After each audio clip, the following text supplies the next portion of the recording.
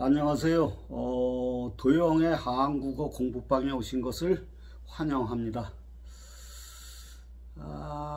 오늘 교재 내용도 불교 교리예요. 추상적인 세계, 절대계를 얘기하는 그런 교리고 이론이기 때문에 그냥 참고하시고 오늘도 역사 이야기를 이어나가겠습니다. 이번에 역사 이야기 6번째요.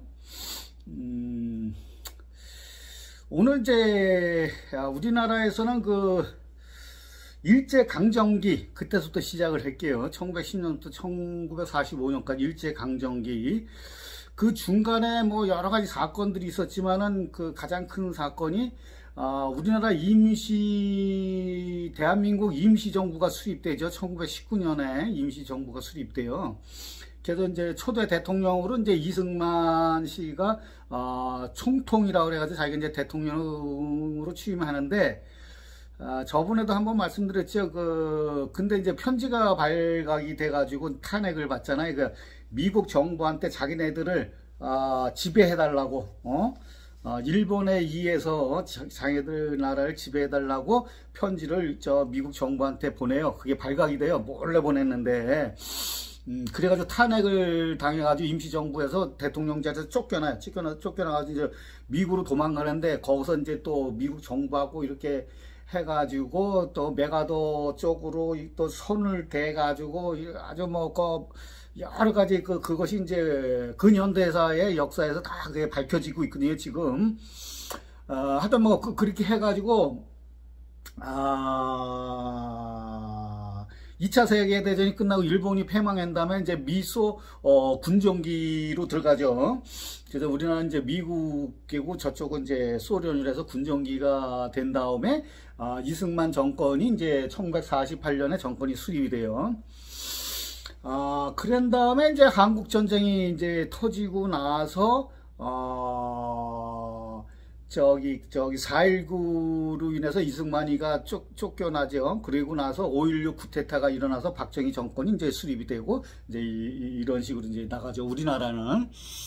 그때 이제 중국에서는 어떠냐? 중국에서는 이제 청나라가 망하고, 그때 1912년으로 알고 있는데, 망하고 이제 손문이 되는 위대한 사람이 나타나죠. 그래가지고 이제 그 양반이 신의 혁명을 통해서 왕조 정권을 무너뜨리고 근대 개념이 공화국이죠. 그래서 국민정부를 수립해죠. 아주 진짜 중국의 역사뿐만 아니라 전 세계적인 역사에 있어서도 아주 의미가 상당히 큰 거예요. 그게 손문이라는 분이 왕조를 무너뜨리고 혁명을 일으켜가지고 근대 국가를 건설했다는 건 아주 큰 의미가 있는 거거든요. 그래서 그런 국민정부가 있는데, 이제 그때 모택동이라는 사람이 1921년에 공산당이라는 걸 만들어요. 그래서 이제 대장정을 하기 이제 그때부터 시작을 하게 돼요. 이제 중국에서는. 그러고 나서 이제 일본이 이제 대동아공영권이죠. 대동아공영권이라는 기치 아래 이제 동양을 먹기 시작했는데, 만주에다가 정부를 하나, 괴뢰정부죠. 괴뢰정부. 하나 이제 기업체로 따지면 바지 사장인데, 정부니까 바지 황제를 세우죠. 그게 푸이죠. 푸이.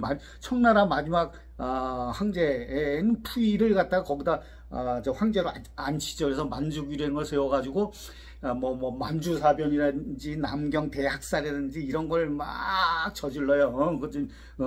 그런 다음에 이제 일본이 이제 바로 이제 패망을 하게 되죠. 이제 그 전에 이제 패망하기 전에 이제 모택동하고 이제 손문이 이제 손문의 국민정부가 이제 장개석한테 넘어가죠. 그래서 장개석이가 이제 국민당, 그리고 모택동의 공산당, 이제 내전이 일어나는 거죠. 이제 중국 대륙에서 내전이 일어나는데 서로 합해. 국공내전에서 국공합작으로 해가지고 일본하고 대항을 하죠. 그리고 일본이 패망한 다음에 다시 내전을 했는데 모택동이 공산당이 이기죠. 그래서 장개석이는 그 대만이도 쫓겨가가지고 국민정부를 중화민국을 1949년에 세우고 모택동은 1949년 중화인민공화국을 세워요. 우리나라는 1948년에 이제 대한민국이 수립되고 중국은 이제 그렇게 되는 거예요. 그런 다음에 이제 모택동이가 이제 일대 주석이 돼가지고 주석 체계가 이렇게 이제 가는 거예요. 그러면은 이제 서양은 어떠냐? 서양은 이제 우리 그 일제강점기 때 그때는 이제 근대로 넘어오면서 이제 사람의 의식이 깨우면서 막 혁명이 일어난다 했잖아요. 그래서 프랑스 청교도 혁명이라든지 영국의 청교도 혁명이라든지 산업혁명이라든지 프랑스의 대혁명이라든지 이런 것들이 막 일어나요. 그리고 공산당 마르크스와 엥겔스가 공산당 선언을 하면서 거기 영향받아 가지고 소련에서는 레닌이 볼세비키 혁명을 일으키죠. 멕시코에서도 혁명이 일어나고 쿠바에서도 혁명이 일어나고 스페인에서는 내전이 일어나고 막 세계 정사가 이렇게 막 뭐 엄청나게 혼란의 도가니로 빠져요. 그런 다음에 제1차 세계대전이 일어나죠. 그거를 기활해서 미국이 참전을 하면서 미국의 영향력이 확대되기 시작했고, 그리고 나서 이제 그때 당시에 이제 세계적인 아주 뭐라 그럴까 강력한 지도자들이 출연하기 시작해. 전 세계적으로 공통된 현상이에요. 그게 보통 뭐 독재자지, 대부분 독재자인데 하여튼 독일에서는 히틀러가 나오죠. 그 다음에 이탈리아에서는 무솔리니, 그 다음에 소련에서는 스탈린, 그 다음에 베트남에서는 호치민, 그 다음에 미국에서는 그 대공황을 맞이하면서 그걸 극복해야 또 루즈벨트라는 아주 강력한 지도자가 나오죠. 이런 전 세계적으로 아주 강력한 지도자들이 출연을 해요. 우리나라에서는 뭐 강력한 지도자라고 할 수는 있겠죠. 박정희라는 군부 출신의 사람이 미국의 CIA의 등을 업고서 이제 했지만은 그건 뭐 나중 얘기지만은, 근데 뭐 그런 다음에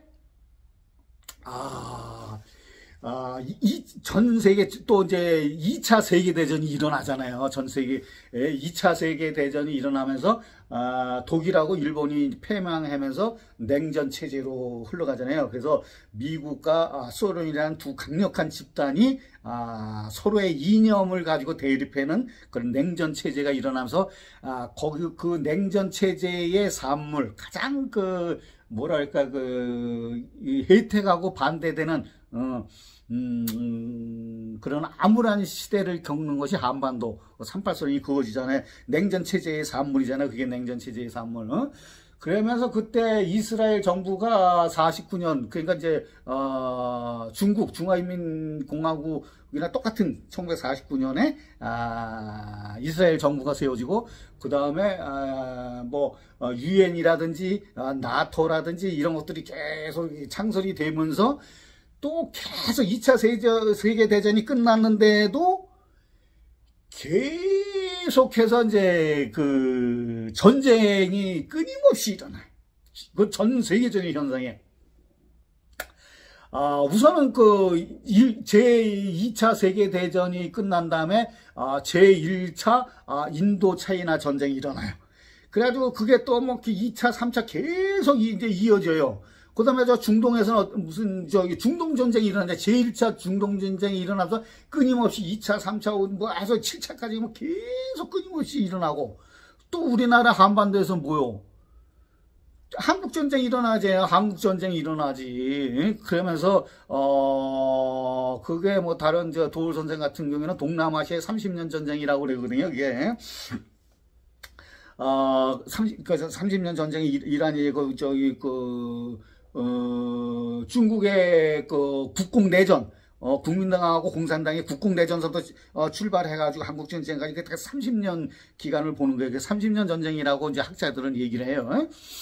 그 다음에 이제 또 무슨 전쟁이 일어나요? 베트남 전쟁이 또 일어나잖아요. 베트남 전쟁. 이거는 미국 놈들이 조작을 해가지고 이제 일어나는 전쟁이지만, 이런 전쟁이 끊임없이 일어나는 거야, 이게. 예? 60년대까지. 예? 그리고 베트남 전쟁은 물론 75년에 끝나지만은, 요런 것이 이제 우리 일제 강점기에서 이제 한국 전쟁 끝나고 박정희가 5.16 쿠데타를 일으킬 때까지의 그런 시기에 중국에선 손문이란 위대한 지도자가 나와가지고 왕조를 무너뜨리고 공화국을 만들면서 모택동이라는 인물이 나와가지고 국공대전을 치르고, 서양에서는 뭐 그냥 혁명의 도가니 속에서 1차 세계대전, 2차 세계대전서부터 그 외에 수많은 전쟁들이 쭉 일어나서 베트남 전쟁까지, 이것이 그때의 전 세계적인 현상이었어요. 이제 포괄적으로 보면 그래, 포괄적으로 보면. 그 모든 국가가 전 지구적으로 지구촌의 모든 국가가 다 연결이 돼가지고 서로 영향을 주고받으면서 전쟁을 도가니 속에서 일어나면서 기득권들은 잘 먹고 잘 살았지 모르지만은 민간인들이 다 죽어 넘어지고 피해를 입고 막 그랬잖아요. 전쟁이라는 게 그렇잖아요. 저번에 말씀드렸잖아요. 군인들보다도 민간인이 더 많이 죽는다 그러잖아요. 전쟁이 일어나면. 그리고 전쟁에 그 피해되는 건 그 이루 말할 수가 없는 거예요. 육체적인 피해도 있고 건물 피해 있고 뭐 모든 다 피해 있지만, 그거보다도 인간의 정신을 말살시키잖아요. 이 트라우마, 전쟁이 일어난 트라우마를 극복하기 위해서는 수십 년의 시간이 흐르는 거예요. 그걸 그 전쟁 피해 복구뿐만 아니라 인간의 정신 피해 복구하기까지는 이거는 어마어마한 시간이 걸리는 거예요. 시간과 노력과 비용이. 물론 이 전쟁의 그 끔찍한 피해의 그 원인과 이런 거는 이제 제가 나중에 총평 시간에 말씀드릴 거지만은, 하여튼 이제 그랬어요. 그런 역사적인 그 흐름이. 근데 여기서 이제 우리가 이제 상식적으로 짚고 넘어갈 점, 우리가 생각해야 할 점이 있을 거 아니에요. 그거를 한번 또, 우리가 진단을 한번 해보자고요. 또 역사에서 우리가 배울 점이 있어야 될 거 아니에요. 그러니까 이제 요것은 이제 옛날에 제가 이제 동영상에서 계속 올리면서 이제 제가 말씀드린 것들이 대부분은, 오늘 새로운 사실 몇 가지만 말씀드리는데, 그거보다도 대부분은 이제 옛날에 이제 다 제가 동영상에서 말씀드린 건데, 하나씩 짚고 넘어가 볼게요. 우선 우리나라로 봤을 때, 우리나라가 이제 일제강점기에 들어갔을 때, 1919년에 이제 상해에서 임시정부가 탄생을 했잖아요. 그래서, 이승만이가, 총통으로 해가지고 대통령이 된 다음에, 미국한테 편지를 보내잖아요. 우리나라를 지배해달라고. 그래서 탄핵을 당해가지고 쫓겨난 다음에, 다시 이제, 메가더 사령부에서 그쪽하고 짜움을 해가지고 우리나라 대통령이 된 다음에 정부를 수립을 하잖아요. 그런 다음에 6.25 전쟁 전까지 미 군정 시절에 저번에도 말씀드렸지만 우리 국민을 100만 명 이상을 학살을 하잖아요.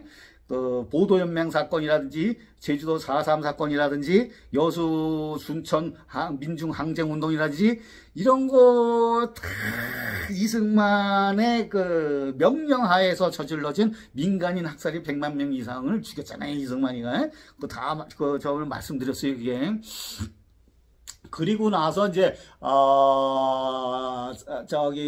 장면 정부가 들어선 다음에 그 전에 이제 4.19로 이제 쫓겨났죠. 이승만이. 그리고 장면 정부가 들어서고 박정희가 5.16 쿠데타를 일으켰잖아요.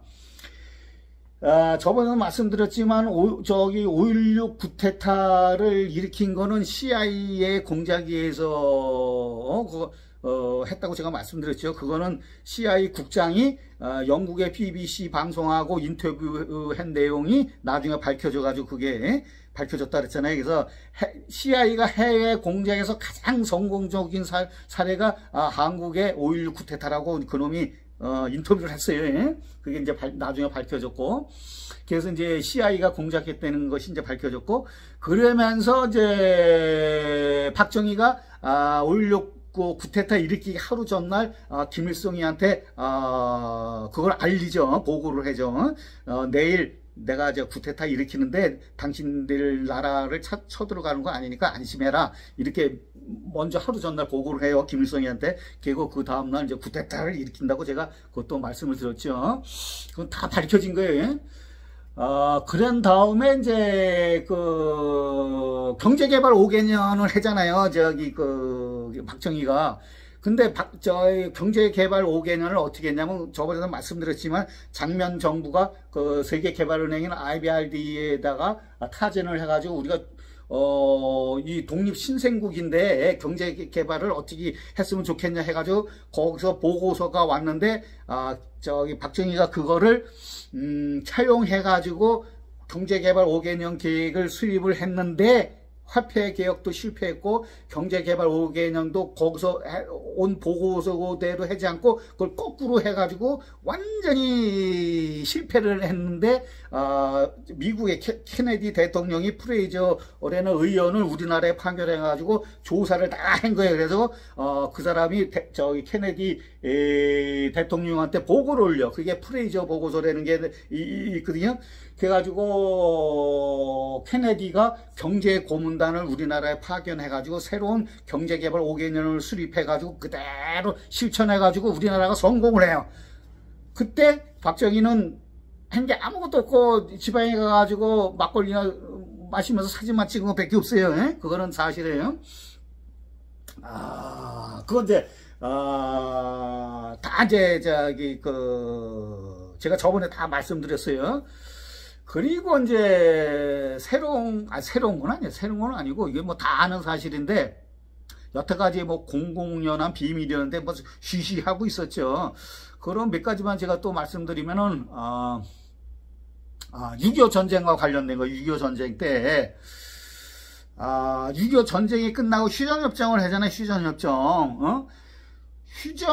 휴전협정을 하면서 그 휴전협정에 어떤 문구가 들어갔냐면 우리가 휴전을 한 다음에 그 중립국들이 그 저기 판문점 문제 그거는 관리하고 하는 조항도 들어가고 그리고 나서 양쪽에 남쪽이나 북쪽이나 저기 외국 군대는 다 철수한다 이런 조항이 있어요. 그래도 군대를 주둔을 할 수가 없어. 그래서 북조선 쪽에서는 그 중공군이라든지 소련의 고문단이라든지 다 그 본국으로 다 돌아갔어요. 근데 우리 남한은 미군이 철수를 안 하니까 그대로 주둔을 하고 있었던 거야. 이건 휴전협정 위반이에요. 휴전협정 위반. 그걸 70년 동안 위반하고 있는 거야. 근데 개소리를 많이 하는 거야. 주둔 비용도 같이 내고 우리나라도 부담하고 이거는 문제가 아주 심각한 거야. 시탁하면 뭐 인권이 어떻고 뭐가 어떻고 유엔 뭐가 안보리가 위반이다고. 지네들이 먼저 위반을 해놓고 70년도 위반해놓고 내로남불이지. 그건 잘 아셔야 돼. 그 휴전협정에 들어가 있는 문구야. 그 지금 북조선에 뭐 외국 군대가 들어와 있어요? 주둔해요? 안 해, 걔네들은. 근데 우리는 미군이 주둔하고 있잖아요. 그건 휴전협정 위반이에요. 법 위반이에요. 그걸 잘 아셔야 돼, 그거는. 이거는 확실히 이런 건 아셔야 되고. 또 뭐 하나가 있냐면, 옛날에 민주화 운동하고 막 그럴 때도 그랬지만은, 그 학생들이 옛날에 막 데모할 때 이제 데모에는 몇 가지가 있는데 그 중에 하나가 뭐냐면 미군 철수했던 미군 철수. 미군 철수해라. 우리나라 왜 주둔하냐. 나가라. 그러면은 우리 매스컴하고 우리 정부에서 뭐라고 그랬었냐면 이 새끼들 이거 빨갱이만 빨갱이. 빨갱이다 그랬다고. 북조선 애들이 주장하는 거에 그 동조하는 완전히 빨갱이라고. 그래가지고 걔네들 고문하고 잡아서 감옥에 갇혀서 고문하고 별짓을 다 했잖아요. 근데 여러분 그걸 아셔야 돼. 김일성이는 여태까지 단 한 번도 미군 철수에 대해서 언급을 한 적이 없어. 물론 혹자는 미군 철수 안 해도 된다, 여기 주둔해도 된다고 그렇게 얘기했다고는 그러지만 제가 찾아보니까 그건 내가 못 찾아봤고 하여튼 미군 철수에 대한 언급을 한 번도 안 했어. 김일성 주석은. 결국 그거를 물려받은 김정일 국방위원장. 김정일 국방위원장도 미군 철수에 대해서 한마디도 안 했어. 그리고 지금 김정은 국무위원도 한마디도 안 했어. 근데 우리는 걔네들이 북조선 애들이 그냥 미군 철수했는지 알고 유무 있었잖아. 그 학생들 데모할 때 매 그런 주장하고 막 그러니까. 근데 이런 매스컴이나 정부에서 이 새끼들 다 알고 있으면서 그냥 그거 모른 척 한 거. 그리고 뭐 그렇게 얘기하면 빨갱이라고 그러고. 어? 응?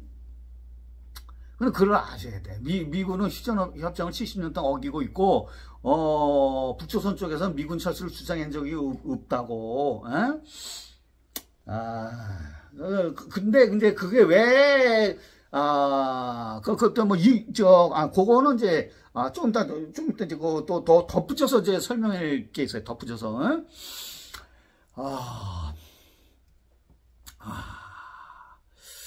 그리고 그럼 이제 또 하나 또 말씀드릴 거는 베트남 전쟁. 베트남 전쟁이 어떻게 일어났냐는 이제 대부분 다 아실 거예요. 통킹망 사건이라죠. 통킹망 사건. 그때 미국 군대에서 베트남을 쳐들어가자고 막 호치민이 공산당을 조직해가지고 이제 남쪽에 있는 반쪽으로 이제 막 혼란기였으니까 공산당의 그 세력이 막 넓어지니까 확대되고 막 그러니까 미국 군대에서는 베트남 치자 막 그랬더니 그때 케네디 대통령이 반대를 했다고. 절대로 거기 들어가면 안 돼. 쳐들어가면 전쟁이 일으키면 안 된다고 끝까지 반대했다고. 그러니까 군에서는 하도 그냥 압력을 넣고 그러니까 그럼 케네디가 나중에 어떻게 합의를 했냐면 군하고 그럼 니네들 베트남 앞 바다까지는 진을 치고 있어라. 바다까지는 진을 치고 있는데 절대로 병력이 베트남 영토에 단 한 발자국도 들어가면 안 된다. 완전히 명령을 했거든. 그래서 이제 다 그렇게 했어. 처음엔 지켰어. 근데 군인이 이 새끼들이 어떻게 했냐면, 베트남에 통킹만이 되는 데가 있다고. 이건 이제 나중에 국무부 장관이 다 밝힌 거예요. 국무부 장관이 다. 통킹만에서, 미국 배를, 미국 배를 싹 지나가게 하면서 거기다 폭탄을 설치해가지고 그냥 일부러 터트린 거야. 미국 군함을 일부러 터트려가지고, 베트남에서, 이 새끼들이 공격을 했다, 이가. 그래서 이건 우리의 자위권을 발동해야 된다, 해가지고, 베트남을 쳐들어간 거야. 그래서 그때서부터, 그때가 65년도인가 그랬죠, 65년도. 그때서부터 베트남 전쟁이 일어나기 시작한 거예요, 이게. 그게 통킹만 사건이거든요. 이게 조작 사건이지. 미국에서 조작 사건이. 그건 나중에 미국 국무부에서 그걸 시인을 한 다음에 그걸 사과를 했다고. 먼 훗날에. 그리고 나서 우리나라가 베트남에 파병을 하잖아요. 30만 명 넘게 파병을 해요. 그게 사실 진짜 웃기는 전쟁이지. 조작해서 한 전쟁이고 명분도 없어요. 명분 없는 전쟁에 우리나라 젊은 애들이 30만 명 이상이 가가지고 엄청나게 죽었다고요. 죽고 나서 베트남 민간인들을 얼마나 학살했는지 알아요? 어마어마하게 학살했다고 우리나라 군인들이. 거기에 제일 앞장선 사람이 이제 전두환이하고 노태하고 일당 아니야. 쿠데타 일당이잖아요. 미국에서 그래가지고 그걸 주시해가지고 좋게 봐가지고 쿠데타 일으킬 때 또 미군들이 도와줘가지고 대통령까지 시켜준 거 아니에요? 그건 옛날에 또 동영상 그걸 또 말씀드렸어요. 그것도. 근데 나중에 또 한 번 말씀드릴 거예요. 하여튼 베트남에 우리가 파병이 됐는데 제가 말씀드리고 싶은 거는 한국전쟁에서 미군이 도와줬잖아. 그건 고마운 거야. 진짜 고맙죠. 미군이 도와준 건 사실이잖아요. 미군이 주도적으로 역할을 해가지고 유엔군 참전시켜가지고 도와줬잖아요. 근데 진짜 이게 슬프고 아주 개탄스럽고 진짜 쌍욕이 나오는데 뭐냐면은 전쟁이 되는 게 전쟁이 일어나기 전에 상황하고 모든 전쟁이 그렇잖아요. 전쟁이 일어난 후의 상황하고는 달라지잖아요. 영토도 달라지고 국가도 달라지고 모든 게 달라지잖아요. 근데 전 세계 역사에서 유일하게 우리나라만 한반도 한국전쟁은 유일하게 전쟁 전에 38선이나 전쟁 후에 38선이나 똑같아. 3년 동안에 그렇게 전쟁을 치르면서 수백만 명이 죽고 국토가 그렇게 피폐해지고 그냥 모든 것이 고장나고 모든 것이 잘못되고 그랬는데 전쟁 전이나 전쟁 후나 똑같아. 변한 게 하나도 없어. 그냥 그 사람이 죽어난 숫자만 200만 명이 죽었다 그래요. 200만 명이 죽었고 군인들도 죽고 민간인이 더 많이 죽고 그리고 국토는 피폐해졌죠. 모든 건물도 다 쓰러졌죠. 모든 기간 산업이라든지 공장이라든지 모든 거 사그리 없어졌죠. 야, 근데 전쟁 전이나 전쟁 후나 똑같아요. 하여튼 미국이 도와준 건 사실이야. 그래서 그 빚이 우리는 베트남 전쟁에서 빚 다 갚았어요. 우리 35만 명 파병을 해가지고 엄청나게 젊은이들이 그 피 끓는 청춘의 젊은이들이 우리나라의 국토를 수호하고 건설을 해야 될 그런 젊은이들이 엄청나게 죽었거든요. 그거. 우리는 미군의 명분 없는 미군의 그 전쟁에 우리가 참전해가지고 그렇게 빚을 갚은 거예요. 6.25 전쟁 때 미군이 도와준 그 빚을 베트남 전쟁 때 우리는 빚을 갚은 거예요. 우리는 미국에다 빚 없어요. 우리는. 저는 그렇게 생각해요. 그러면서 미군이 저기 북조선도 그렇고 우리 정부도 그렇잖아요. 미군 철수를 원하지 않잖아. 왜 그래? 그 미군이 물론 겉으로 드러난 거는 북조선을 견제하기 위한 거지만은 우리가 다 알고 있잖아요. 러시아하고 중국을 견제하기 위한 거잖아요. 그게. 그리고 왜 북조선이 있어야지 그 완충지대가 되잖아요. 완충지대가. 그래서 미국 놈들이 전시 전차권도 다 가져가고 통일을 절대로 안 시켜주잖아요. 우리가 통일을 역대 정부에서 통일을 하려고 했는데 가만히 안 있잖아요. 그냥 뒷구멍에서 조작질을 해가지고 반대를 하잖아. 못하게 통일 못하게 별치를 다 떨잖아 이게. 그건 뭐요? 미군이 이제 주둔을 하면서 러시아하고 중국을 견제하기 위한 거잖아. 또 하나는 뭐야? 도나눌이라는 사이트에서 유튜브 보면 거기 김 박사라는 분이 하는데 김정호 박사님인가 그분이 육사 출신인데 그분이 이제 재밌는 얘기를 하더라고. 이 미군이 주둔해 있는 거는 어떤 거냐면 북조선이 우리나라를 쳐들어오는 거를 방어하는 것도 있지만은 우리나라 군인이 북쪽으로 북진을 하는 걸 방어하기 위한 그런 것도 있다고 그래요. 그것도 뭐 틀린 말 아니야. 내가 봤을 때 틀린 말 아니야. 그렇지만은 러시아하고 중국을 견제하기 위해서 있는 거 아니야. 우리가 다 알다시피. 그래서 지금 사드도 있고 막 들여오고 하잖아. 그러면 자기네들이 필요에 의해서 주둔하면 주둔 비용을 자기네들이 내지 왜 자꾸만 우리보다 더 내라고 막 그래. 그건 잘못된 거예요, 그거는. 응? 그리고 그 불공정한 소파 규정도 그것도 바꿔야 돼. 응? 우리 효순이 미순이 그 장갑차에 치여 죽었는데도 뭐 꿈쩍도 안 하잖아. 이거 매일 술 처먹고 행인들한테 두드려 팼고 택시기사 두드려 패도 처벌 하나도 안 받잖아. 21세기에 동맹관계라는 게 이런 건 말이 안 되지. 이거는 완전히 가불관계 아니야. 가불관계. 이거는 주인과 노예의 관계지. 세상에 우린 주권국가가 어떻게 그러면 돼요. 잘못되면 잘못했다고 얘기를 해야지. 왜 잘못된 건 잘못했다고 얘기를 못해. 옛날에 제가 냉전체제는 그랬지만 냉전체제는 1989년에 무너졌다고. 응? 베를린 장벽이 무너지면서 무너졌는데 냉전체계 여태까지 우리는 냉전 속에 들어가 있는 거. 지금 21세기의 새로운 동맹관계는 그런 동맹관계가 아니오. 대등한 동맹관계지. 왜 우리가 이렇게 죽어 살아. 우리는 미국에 대한 빚 없어요. 베트남 전쟁에서 다 갚았어. 에?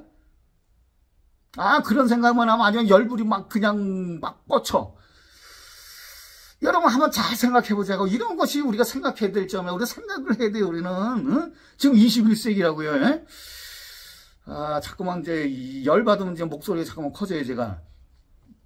하여튼 세계 연대표를 하면서 우리가 짚고 넘어갈 점을 이제 잠시 말씀드렸어요. 오늘 이것으로 마치겠습니다.